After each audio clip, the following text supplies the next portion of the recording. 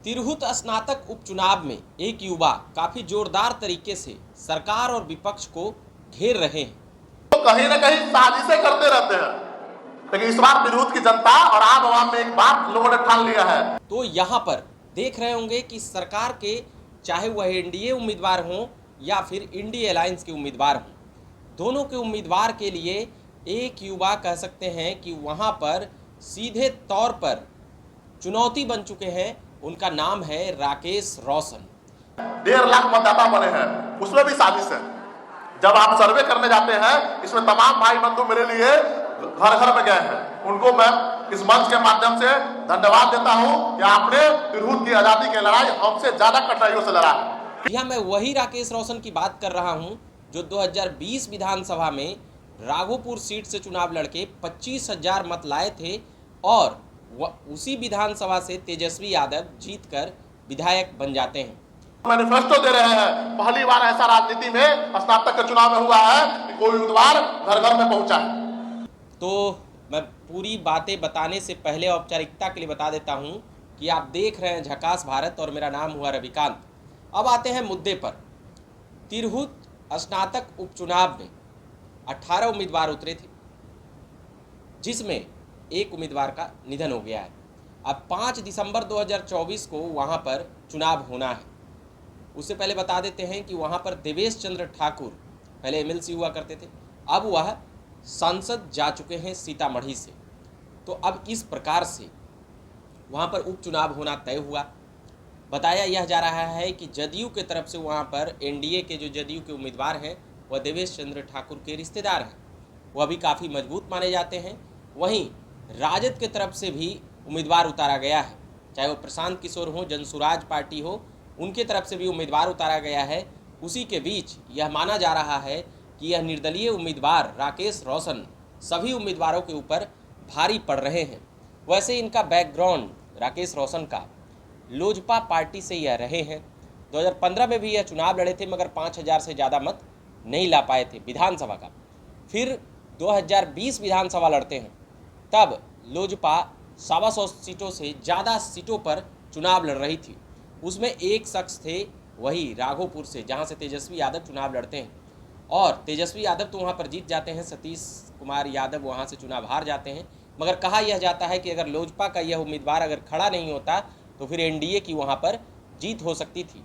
अब साथ ही राकेश रोशन लोजपा रामविलास के आईटी सेल के प्रदेश उपाध्यक्ष थे और आईटी सेल की स्थापना भी किए थे। रामविलास पासवान के समय से लोजपा से जुड़ करके चिराग पासवान के साथ कंधे से कंधा मिलाकर वहाँ पर उनके चाहे वह आशीर्वाद यात्रा हो या फिर और भी राजनीतिक गतिविधि, उसमें उनकी भागीदारी पूरी सड़ चढ़कर रहती थी। मगर जब चुनाव लड़ने की बारी आई तब राकेश रोशन ने बिहारी फर्स्ट की जब बात आई तो साफ कहना था कि इस गठबंधन में वह बिहारी फर्स्ट चिराग पासवान और लोजपा रामविलास नहीं कर पाएगी, तो वह निर्दलीय पार्टी से इस्तीफा देकर निर्दलीय ही ताल मैदान में ठोक दिए हैं। अब यहाँ पर जिस प्रकार से उनके सभा में सभी जाति की भागीदारी देखी गई है, साथ ही युवाओं की मुद्दा उठा रहे हैं, साथ ही तिरहुत के विकास की बातें कर रहे हैं, साथ ही बेरोजगारी और महंगाई की बातें कर रहे हैं। इन सभी बातों का करके सत्ता पक्ष और विपक्ष के लिए टेंशन पैदा कर दिए हैं। अब यहाँ पर इन तमाम बातों से यह देखा जा रहा है, यह अनुमान लगाया जा रहा है कि न केवल टेंशन पैदा कर दिए हैं सभी पार्टी और दलों के लिए, चाहे वह जनसुराज की ही बात क्यों न कर लें, उनके भी उम्मीदवार वहाँ पर खड़े हैं।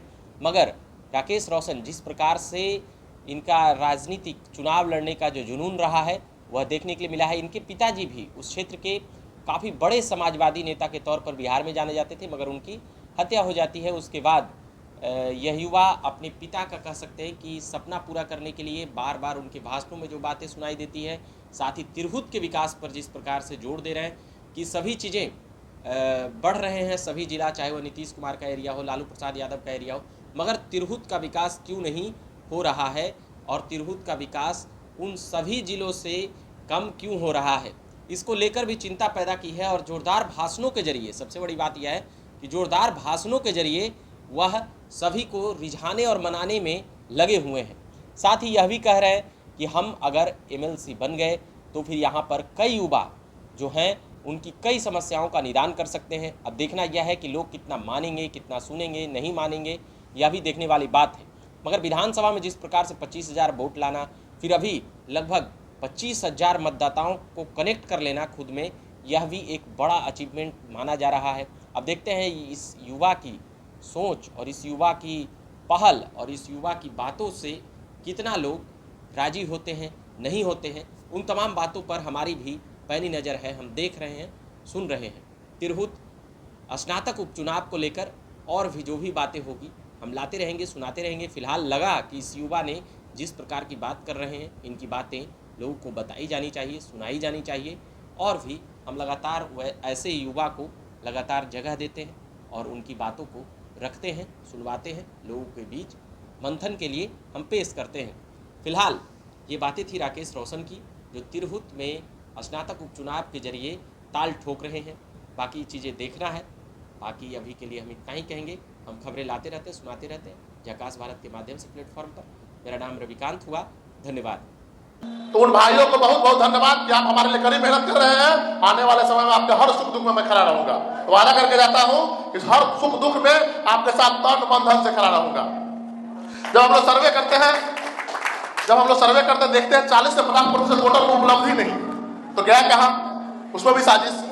जब वोटर्स बनाने की प्रक्रिया होती है तो एक बार डॉक्यूमेंट्स उठा कर रख लिया जाता है। हमारा वोटर जाजा के ब्लॉक में बना है, हम लोगों का नाम खिचखिच, हम लोग का द्वारा जो पेपर दिया जाता था काट दिया जाता था। काटा कैसे गया? ऐसे नहीं, काटा गया टाइपराइटर के द्वारा, क्योंकि कंपनी जो टाइप करती है, जब हम लोग फॉर्म जमा कर देते हैं ब्लॉक कार्यालय में, और जो कंपनी टाइप करती है वो भी इन्हीं लोगों का है, आरके इन्फोटेक। अब वहां देखता है, नामे काट देता है, टाइटल देख के। पासवान देखा तो काट दिया, दलित देखा तो काट दिया, पिछड़ा देखा तो काट दिया।